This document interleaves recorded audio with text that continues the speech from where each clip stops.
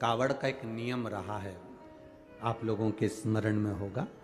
जितने भारत के भूमि के इस विश्व के लोग जितनी कथा कावड़ शिव महापुराण की कथा तिल्दा नेवरा में चल रही है, इसमें हम सुनेंगे कि कावड़ का नियम क्या होता है। कावड़ का जल किस जगह पर रख दिया जाए लाकर थोड़ा सा, कि जीवन में कभी संपदा की कमी ना हो जिंदगी में।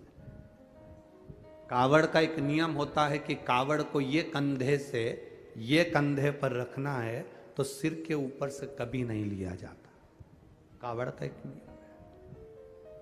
कावड़ को इस कंधे से इस कंधे पर लाना है तो सामने से लाया जाता है, पीछे से लाया जाता है, पर सिर पर से बार कर उसको वापिस नहीं लाते। सिर पर से बार कर।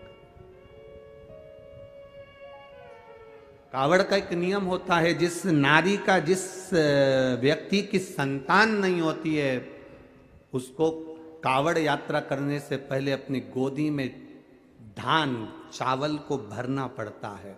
गोदी में उसको जब तक महादेव के दरवाजे तक नहीं चली जाती, जब तक उसकी गोदी में वो धान चलते चलते उसकी झोली में वो हिलता रहता है। कावड़ का जल उसके कंधे पर रहता है। और जब वो कावड़ जिसकी औलाद नहीं, संतान नहीं, जब वो कावड़ का जल महादेव को चढ़ाती है तो पहले जल समर्पित करने के बाद फिर चावल के दाने बाबा के उस शिवलिंग पर समर्पित करती है कि बाबा मेरी गोदी में तू यहाँ तक लेकर आया है, ये गोदी खाली मत छोड़ना, मेरी गोदी भर देना, भले 25 साल हो गए। कावड़ यात्रा का नियम है, सिर पे से बार कर वापिस नहीं आती, सम्मुख से कावड़ निकल जाती। लंकाधिपति रावण को सुध पड़ी जब तुमरुका जी ने कहा जाओ लंकेश, अगर तुम चाहते हो कि शंकर के शरीर में गंध पहुंची है उस विष की गंध को समाप्त करना है तो तुम जाकर महादेव को जल अर्पित करो सावन के महीने में। उसी को हमारे यहाँ कावड़ कहा।